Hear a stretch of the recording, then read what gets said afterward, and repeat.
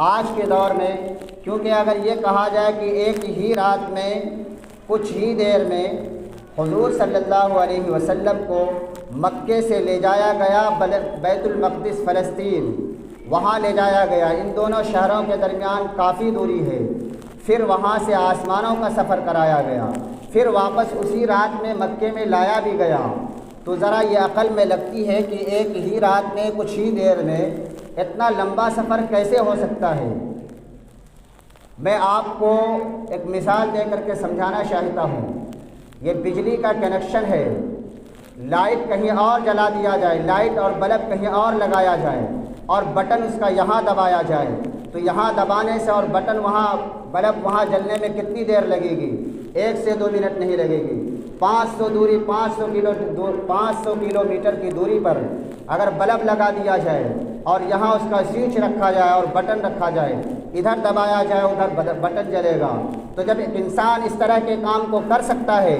جب ایک انسان اس طرح کی چیزوں کو ایجاد کر سکتا ہے، تو وہ اللہ رب العزت جو تمام چیزوں پر قادر ہے، وہ اللہ رب العزت جو ہواؤں کے چلانے پر قادر، وہ اللہ رب العزت جو زمین کے بنانے پر قادر، وہ اللہ رب العزت جس کے قبضے میں، کنٹرول میں تمام کی تمام چیزیں ہیں، تو وہ ایسا کیوں نہیں کر سکتا؟ کیا اس کی ذات سے یہ بات بعید ہے؟ کیا اس کی ذات سے یہ بات بعید ہے کہ وہ اپنے بندے کو، اپنے محبوب بندے کو ایک ہی رات میں مکے سے اٹھائے، بیت المقدس پہنچائے، بیت المقدس سے اٹھائے، آسمانوں کا سفر کرائے، آسمانوں کا سفر کراتے ہوئے اپنے پاس بلائے، اپنے پاس سے تحفہ اور گفٹ دے کر کے پھر واپس اسی مکے میں بھیجے، تو اس اللہ رب العزت کے لیے یہ کیا بعید ہے؟ اس وجہ سے اگر ہمارے ذہنوں میں یہ اعتراضات ہیں کہ اس طرح کے واقعات غلط ہو سکتے ہیں، بالکل بھی غلط نہیں ہے۔ ذرا سوچئے کہ جب ایک انسان بلب کے ذریعے سے یہاں بٹن دبا کر کے گوہاٹی اور دوسرے شہروں میں بلب جلا سکتا ہے 1 منٹ کے اندر، تو اللہ رب العزت کیوں نہیں کر سکتا ہے؟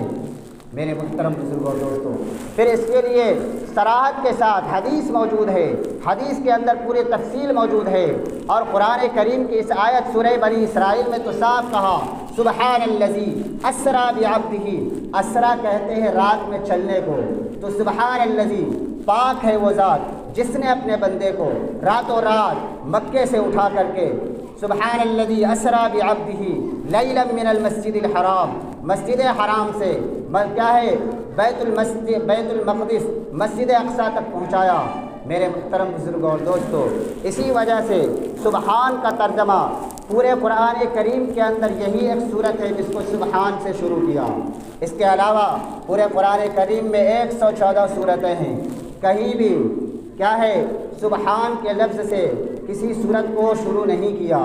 ذرا یہاں رک کر غور کرنے کی ضرورت ہے۔ سبحان کے معنی ہے پاک ہے، پاک کئی چیزوں سے ہو سکتا ہے، آدمی ناپاکی سے پاک ہو، دوسرے دیگر چیزوں سے پاک ہو سکتا ہے، جیسے مثال کے طور پر کہ ہمیں وہاں جانا ہے، ان ساری چیزوں سے میں پاک ہوں، یعنی ہمیں نہ اس چیز کی ضرورت ہے، نہ زیادہ سفر کی ضرورت ہے، وہ ساری چیزیں ہمارے پاس پہلے سے مہیا ہے، تو پاک کئی معنوں میں استعمال ہوتے ہیں۔ تو بہرحال یہاں پر سبحان کا لفظ لا کر کے اسی بات کے بیان کرنے کی کوشش کی اور اسی بات کو سمجھانے کی کوشش کی کہ ہو سکتا ہے لوگوں کو یہ اعتراض ہو، لوگوں کے ذہن و دماغ میں یہ بات نہ آئے کہ اللہ رب العزت کہ ایک ہی رات میں اتنی لمبی دوری اور اتنا لمبا سفر کیسے طے کرا دیا۔ اس وجہ سے کہا کہ اللہ رب العزت پاک ہے، سیڑھی لگانے سے پاک ہے، اللہ رب العزت پاک ہے، سواری کا انتظام کرنے سے پاک ہے، اللہ رب العزت پاک ہے، دوسرے تمام عوارض سے پاک ہے، جس کی ضرورت ہم انسانوں کو پڑتی ہے۔ ہمیں اگر ایک جگہ سے دوسری جگہ جانا ہو، کار کا انتظام کرنا پڑے گا، ٹکٹ بکنگ کرانی پڑے گی، کار میں تیل ڈلانا پڑے گا، ان ساری چیزوں سے اللہ رب العزت پاک ہے۔ اللہ رب العزت ان تمام چیزوں سے پاک ہے، وہ کسی کو بھی پلک جھپکتے ہی کہیں سے کہیں پہنچا سکتا ہے، کسی کو کہیں سے کہیں لے جا سکتا ہے۔ میرے محترم بزرگوں اور دوستوں، ہمیں اچھی طرح اس واقعے کی حقیقت کو سمجھنا چاہیے۔ بہرحال جو حدیث کے اندر تمام کی تمام چیزیں بڑی تفصیل کے ساتھ موجود ہیں، کہ پہلے آسمان پر کس سے ملاقات ہوئی، دوسرے پر کس سے ملاقات ہوئی، پھر واپسی میں کیا ہوا۔ اللہ رب العزت نے حضور اکرم صلی اللہ علیہ وسلم کو جب واپس کیا، میں نے آج کے اس جمعہ میں اس موضوع کو اس وجہ سے اختیار کیا، واقعہ معراج کو اس وجہ سے چھیڑا اور اس کی طرف اشارہ کرنے کی اس وجہ سے کوشش کی کہ